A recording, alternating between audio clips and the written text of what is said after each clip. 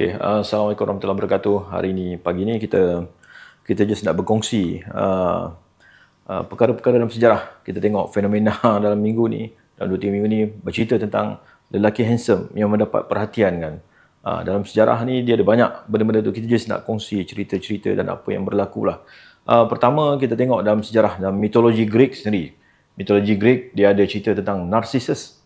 Narcissus ni seorang lelaki yang sangat-sangat handsome kan. Dia punya handsome tu sampai perempuan suka kat dia, ramai perempuan suka kat dia, lelaki pun ramai yang suka kat dia, sampai dia ni sampai satu tahap tu dia pun suka pada diri dia kan. Dia tengok dia terpikat dengan diri dia, dan kesudahan dia apabila dia terpikat dengan diri dia, dia tengok bayang daripada dalam air tu. Dia tengok bayang dalam air tu, dia terpikat dengan diri dia, dan kemudian dia jatuh kat situ dan dia mati kan.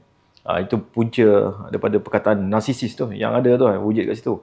Cerita tu cerita dalam mitologi Greek. Dalam cerita, dalam Bible pun ada cerita Nabi Joseph, ada cerita dia, cerita tentang Absalom. Absalom anak kepada Nabi Daud. Absalom anak kepada Nabi Daud ni disebut dalam Samuel. Di dalam Samuel, pasal 2 Samuel, pasal 14, ayat 25 ke 26. Dia cerita tentang Absalom. Absalom ni, there was no one in Israel as famous for his good looks as Absalom. He had no defect from head to foot. His hair was very thick and he had to cut it once a year. When it grew too long and heavy, it would weigh more than 2 kilograms according to the royal standard of weight. Absalom ni sangat-sangat handsome man. Tapi kemudiannya dia melakukan satu pemberontakan dengan pengaruh dia tu. Dia buat pemberontakan sehingga dia dikejar dan diperangi oleh Nabi Daud. Dan dalam cerita ni dalam Israel, dalam Bible. Dan akhirnya dia mati kerana semasa dia lari, dikejar, dan dia tersangkut kat pokok. Rambut dia yang panjang tu, yang handsome tu, tersangkut kat pokok dan dia mati tergantung dekat situ. Itu cerita Absalom dalam Bible. Kemudian ada cerita juga tentang cerita Nabi Yusuf alaihissalam. Bagaimana Allah menciptakan Nabi Yusuf alaihissalam dengan sosok yang sangat tampan sehingga menimbulkan ujian-ujian kepada baginda sendiri dan kepada wanita-wanita yang berkeliling pada dia. Kisah bagaimana isteri pemerintah yang terpikat kepada dia, yang cuba untuk menggoda dia. Dan Nabi Yusuf juga hampir tergoda sebenarnya, tetapi disebabkan Allah SWT memberikan perlindungan kepada Nabi Yusuf dan dia sendiri, Nabi Yusuf, memiliki iman yang tinggi, maka dia terselamat. Dan ketika dia diugut sama ada dia akan meneruskan niat perempuan itu atau tidak, dan diugut sama ada mahu masuk ke penjara atau memenuhi kehendak-kehendak mereka ni, maka Nabi Yusuf kata dia lebih rela masuk penjara, mengisolasikan diri dia, melindungi diri dia daripada fitnah-fitnah yang mungkin berlaku kepada dia. Dan isteri kepada pemerintah tu apabila diceritakan, dia menjadi bahan kutukan sahabat-sahabat dia, wanita-wanita di luar, apabila kes dia cuba mengambil kesempatan ke atas Nabi Yusuf alaihissalam, dia melakukan satu propaganda dengan membawa wanita-wanita ni datang ke rumah dia, dan diberikan pisau kepada mereka ni untuk memotong sayur, memotong makanan dan sebagainya pada waktu tu. Dan dia jemput Nabi Yusuf masuk, dan apabila Nabi Yusuf masuk, maka perempuan-perempuan ni terpegun melihat kehandsoman Nabi Yusuf AS ni, dan mereka sampai terpotong jari-jari mereka. Kisah ni disebut dalam surah Yusuf, bermula daripada ayat 23, tak silap saya. Ayat 23 surah Yusuf sampai ke ayat 30 lebih dalam ni. Ayat 31 yang cerita tentang sampai potong jari gitu kan. Kisah ni memang ada, maka Nabi Yusuf memilih untuk dipenjarakan, dan semasa dalam penjara itulah banyak Allah bagi kelebihan kepada baginda, dan diberikan banyak kelebihan sehingga baginda diberikan kelebihan takwil mimpi dan sebagainya. Dan akhirnya kedudukan baginda, apabila baginda melindungi diri baginda, kan, maka kedudukan dia diangkat menjadi pemerintah di Mesir satu ketika selepas tu kan. Ini kisah di dalam Al-Quran. Dalam cerita-cerita Melayu pun banyak kan. Dalam cerita-cerita dan kisah-kisah kitab Melayu yang lama pun ada. Kita dah tengok dalam Bible, kita dah tengok dalam Quran, dan kalau kita tengok dalam Tarikh Melayu Patani kan. Tarikh Melayu Patani bercerita bukan tentang seorang yang handsome, lelaki yang handsome, tetapi dia bercerita tentang seorang lelaki dengan sosok karisma dia kan. Karisma dia yang menyebabkan ramai perempuan suka kepada dia.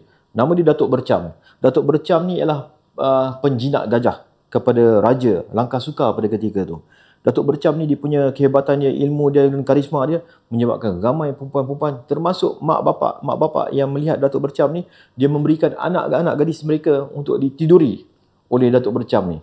Tapi dia dalam tarikh Al-Fatah ni menyatakan bahawa pada ketika tu ramai orang-orang Melayu pada ketika tu mereka tidak mempunyai agama. Walaupun dah sampai agama Hanifah dah sampai, syariat-syariat Nabi Musa dah sampai, syariat-syariat Nabi Isa pun dah sampai mengikut tarikh Melayu petani, tetapi kebanyakan orang Melayu pada ketika tu sebelum zaman Islam ni mereka ni bebas, liberal. Disebut dalam ni perempuan-perempuan sangat huriyah kan. Huriyah ni maksudnya bebas kan, liberal.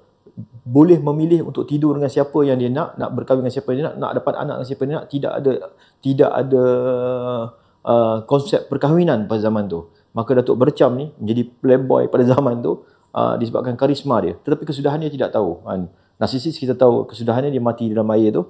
Lepas tu Nabi Yusuf AS kesudahan dia dimasukkan penjara dan dia melindungi diri dia dan diangkat oleh Allah menjadi seorang yang lebih baik kan, kedudukan yang lebih baik.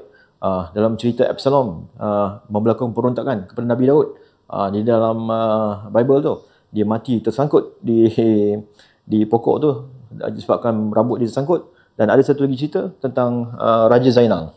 Raja Zainal ni ialah pada zaman Sultan Mahmud di Melaka sebelum dikalahkan Portugis dulu. Sultan Mahmud mempunyai satu saudara bernama Raja Zainal, sangat-sangat handsome kan. Sangat-sangat handsome dan peribadi dia sangat handsome, perwatakan dia sangat baik dan dia mempunyai karisma, dia mempunyai satu karisma yang tinggi. Dan setiap wanita dan perempuan dan anak-anak gadis yang nampak dia bercita-cita untuk dapatkan dia, untuk dapatkan dia. Dan cerita ni sampai setiap masa apabila dia jalan akan ada isteri orang, anak dara orang akan bagi macam-macam hadiah pada dia, dan pengetahuan ni sampai kepada Sultan Mahmud. Dan Sultan Mahmud kemudian bila dapat tahu, dia murka, dia kata benda ini akan merosakkan negeri, dia kata kan. Maka dilancarkan oleh Sultan Mahmud satu projek covert operation. Dia menghantar Raja Hang Berkat. Hang Berkat ni dihantar untuk menghabiskan Raja Zainal ni dengan cara mengirimkan dia pada Tuhan semasa dia sedang tidur. Hang Berkat pergi kepada dia semasa dia sedang tidur dekat tempat rumah dia tu. Maka pada malam tu Hang Berkat gunakan keris mengirimkan Raja Zainal kepada Tuhan, dan kemudian pecah berita tu menyebabkan Melaka pada ketika itu heboh, mengatakan bahawa Raja Zainal dimatikan oleh pencuri, sedangkan operasi itu dijalankan oleh Sultan Mahmud sendiri dengan mengarahkan Hang Berkat untuk mengirimkan dia kepada Tuhan tu. Ini ada dalam Suratul Salatin, cerita di negeri Melaka. Zaman Sayyidina Umar radhiyallahu anhu pun ada satu kisah tentang Nasr Ibn Hajjaj, seorang lelaki yang sangat handsome. Sayyidina Umar macam kebiasaan pada tindakan dia, tiap-tiap malam dia akan berjalan di dalam bandar Madinah tu. Dia akan pusing untuk mendengar keluhan rakyat, untuk melihat apa benda perkara-perkara yang dia perlu selesaikan. Tapi satu hari itu tengah berjalan, dia mendengar wanita-wanita, ada seorang wanita tu sedang memuja-muja Nasr Ibn Hajjaj ni. Dia bersyair. Dia cakap ada syair yang disebut, saya tak ingat syair dia macam mana, tapi salah satu bait syair tu dia kata, apakah ada jalan untuk aku pergi untuk membawa Nasr Ibn Hajjaj ni pergi kepada dia kan. Bila Sayyidina Umar radhiyallahu anhu terdengar perkara ni, dia mencari siapa Nasr ni. Dan esok bila cari-cari jumpa Nasr ni. Perkara pertama yang dibuat, memang Sayyidina Umar nampak dia ni memang seorang lelaki yang sangat-sangat handsome kan. Sangat-sangat handsome, terlalu kacak kan. Lalu Sayyidina Umar macam mana dia nak mengelakkan supaya fitnah ni tidak jadi dalam masyarakat sampai ramai jadi angau, hilang arah kepada lelaki ni. Maka pertama yang Sayyidina Umar buat ialah botakkan Nasr ni. Apabila botakkan Nasr ni, dia jadi lagi handsome daripada sebelum ni kan. Jadi Sayyidina Umar fikir, alamak, dah lagi handsome pula kan. Lepas tu apa yang Sayyidina Umar buat lepas tu? Dah handsome, Sayyidina Umar cuba sekali satu metod untuk mengurangkan dia punya efek kehandsomean dia. Sayyidina Umar arahkan dia memakai serban. Apabila dia pakai serban, lagi handsome daripada botak teman. Semakin lama semakin handsome. Makin satu tahap dia buat, makin handsome. Akhirnya Sayyidina Umar arahkan Nasr ni, diarahkan pergi ke Iraq kan. Dihantar pergi ke sana dan keluar daripada negeri itu. Jadi banyaklah kita tengok dalam peristiwa ni, kita tak salahkan sesiapa. Orang lelaki yang orang Allah bagi kelebihan handsome tu, dia ada ujian pada dia, tetapi dia kena jaga diri dia sebab banyak kesudahan tidak baik berlaku pada diri dia selepas banyak perkara yang berlaku. Dan juga siapa-siapa yang minati, tak kira lelaki ke wanita, sebab dalam kes-kes banyak kes ada lelaki juga minat pada lelaki ni pun bahaya juga kan. Itu pun kita risau juga. Tapi bila berlaku perkara ni, kedua-dua pihak tu dia kena berhati-hati, kena jaga supaya fitnah ni tidak berlaku dalam masyarakat. Banyak, ini sejak sekarang berkongsi kisah-kisah yang ada daripada zaman dulu, zaman Greek, pergi ke zaman-zaman Taurat tu, zaman Injil, ke ke zaman-zaman apa dalam Al-Quran, cerita-cerita disebut, cerita-cerita sahabat, zaman sahabat, asal sahabat, dan juga cerita-cerita dalam kitab-kitab Melayu lama ni kan.